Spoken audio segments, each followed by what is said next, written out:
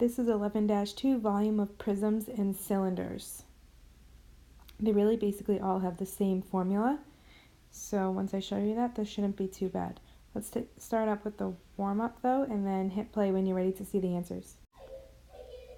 So here are the answers. Notice I left some in pi, and I left my radicals. So if you got different answers with decimals, it's because you actually multiplied them out. It's not wrong to do that, they're just different answers. Okay, so to find the volume of any prism, you just need one formula, which is capital BH. So the capital B is important. It actually means the area of the base. So you're going to have to use one of the area formulas that will be provided on the test. So if the base is a square, then you're going to do area of a square. If the base is a hexagon, then you'll do area of a regular polygon. Okay, so for example 1a, since this is a rectangular prism, then I'm going to use the area of a rectangle right here. So that's like base times the height of the whole figure. So really, we used to, in science class, use length times width times height. It's really the same thing. Base and height is just like length and width. So length times width times height. So essentially, we're multiplying all of these numbers. The order that you multiply doesn't matter, so it doesn't even matter which one's the base, the height, or the other height. And when you multiply that, you get 13 times 15. 13 times 10 is 130, and 13 times 5 is 65. So you get 195 centimeters cubed, because it's centimeters times centimeters times centimeters. Okay, this is the same thing. V equals capital BH. So V equals base times height times height. And the base times height, you could also call it side squared. It's really just 15 times 15 times the other 15. So it's 15 to the third power.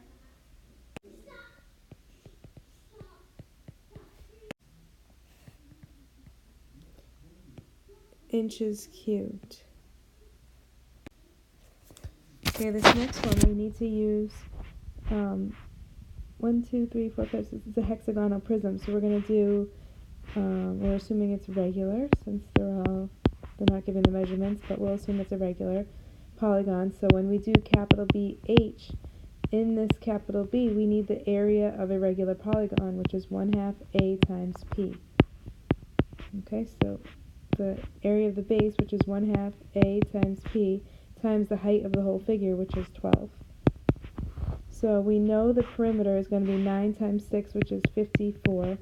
We just need to work on figuring out the apothem. And we know that the overall height is 12.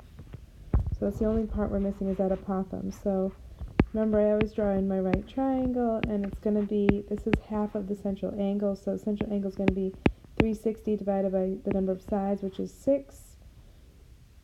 So that's going to be 60 degrees, but we need half of that. So this one's 30, and this is 60, and this is 4.5 because it's half of the 9. We really essentially am working on something like right there, that right triangle. And I'm looking for the apothem. But since 4.5 is across from the 30, then across from the 60 would be 4.5 radical 3. It's a little weird to have that decimal there, so I'm going to make that I'm going to multiply that by radical 3 right now. So I have that the apothem is 7.79. So V equals 1/2 times 7.79 times the perimeter, that was capital B, times the height of the whole figure, which is 12. So once I multiply all this, we'll have our answer. So I got 2,523.96 feet cubed. The question's asking to round to the nearest tenth, so if that were the case, then it would really be 2,524.0 feet cubed. So after reading this problem, I drew out my right triangle bases with legs of 7 yards and 5 yards long. And it says that the overall prism has a height of 9 yards. And so if I'm going to calculate this, then it's capital BH, but since the base is a triangle, then it's 1/2 lowercase bh for the triangle times the height of the whole figure. So 1/2 times 7 times 5 yards times the total height of 9 yards. So I know it's going to be yards cubed when I'm done because of all of those yards being multiplied. And then I can do 35 times 9, take half of that. So we have 157.5 yards cubed. Okay, a swimming pool is a rectangular prism. Estimate the volume of water in the pool in gallons when it's completely full. So first we need the volume, which again is capital BH, but the area of the base for a rectangle is base times the height of the overall figure, which is really just multiplying all three of those numbers. So 25 times 15 times 9. Now we need to estimate the volume of water in the pool in gallons when it's completely full. So to convert, you multiply by the rule 1 gallon over 0.134 feet cubed. I know that the feet cubed had to be on the bottom so that when I cross simplify, the feet cubed cancels and this converts to gallons. So I'm doing 3375 gallons over 1 times 0.134, and this gives me 25,187 gallons. So we have to round to the whole number. Okay, estimate the volume in gallons and the weight of the water in the aquarium if the height were doubled. So the height's doubled, so it's going to be 16 feet, they're saying. So again, V equals capital BH. We know when it's a rectangular prism, essentially you're just multiplying all of these, but otherwise it would be 60 times 120 times the overall height, which is now 16. So the volume is a very large number, 60 times 120 times 16, 115,200 feet cubed, but we need to know that in gallons, so using the last conversion. So there's our volume in gallons. Then if we're talking about weight, we need to know the conversion for the weight. So we start with our original amount, 859,701 gallons. And I know that I need to cancel gallons, so I'm wondering how many pounds are on gallons. There's 8.33 pounds in 1 gallon, not gallons, sorry. And so this is over 1 as well. The gallons cancel, cross simplify I should say. And so I'm just multiplying that number times 8.33. And we get approximately 7,161,313 pounds.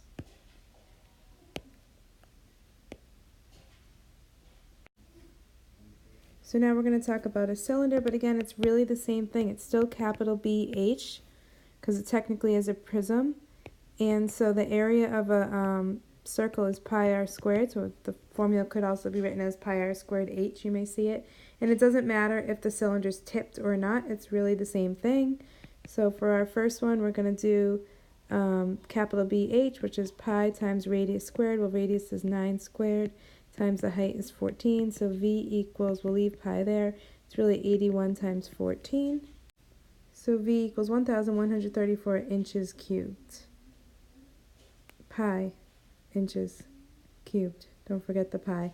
So and rounded to the nearest 10. So if I multiply that by 3.14, then I get 3,560.8 inches cubed. You don't have to round it to the nearest tenth, but it's there so you see it. Most of the time SATs will have it with the pi symbol still there.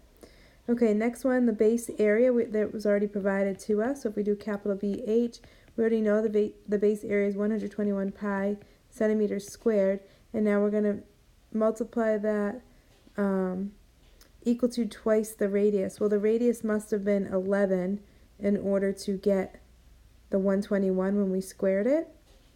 So the height is equal to twice the radius, so the height is equal to 22. So now we just have to take the 121 times 22, and so we get 2,662 pi centimeters cubed, because we're multiplying it by another centimeter. Now you try, find the volume of a cylinder with a diameter of 16 inches, so that means that the radius is 8 inches, we'll need that, and a height of 17 inches. So capital BHV equals pi times 8 squared times a height of 17, so 64 times times 17, so V equals 1088 pi inches cubed. We did this before with area, but in order to see how something's affected with volume, you would cube that difference. So the radius and height of the cylinder picture are multiplied by 2/3. You take that 2/3 cubed, and that's how it's going to affect the volume. So it's going to affect the volume by 2/3 times 2/3 times 2/3. Oops. Let me do this down here. I'm not going to show all the steps of how it affects the volume. You guys could figure that out on your own. But it's 2/3 times 2/3 times 2/3, which is 8/27. So it will multiply the volume by 8/27. And for the second one, if the length, width, and height of the prism are double means times 2, we want to describe the effect on the volume and take that 2 and you cube it. So 2/3 is 8, so it'll multiply the volume by 8.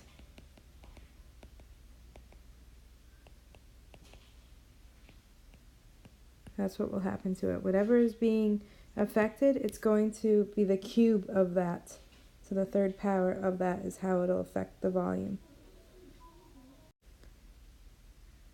Now, in order to find the volume of this composite 3D figure, it's the same thing that we did before. You find the volume of the bottom one and the volume of the top shape in this case, and you add them together. I'll do that for you, so hit play when you're ready to see the answer. So the first answer, I got 160 centimeters cubed for the rectangular prism. For the triangular prism, I got 64 radical 3 centimeters cubed. And when I add them together, I either got 160 plus 64 radical 3, or you can actually multiply it out, and I got 270.9 centimeters cubed. Notice the next one actually is subtracting it out because it's a cylinder minus a square prism. So I'll do that one for you. Same formula, V equals BH and V equals BH. I'll do that for you right here so you can check your answer. So I got 51.3 centimeters cubed, or I could have left it as 45 pi minus 90 centimeters cubed.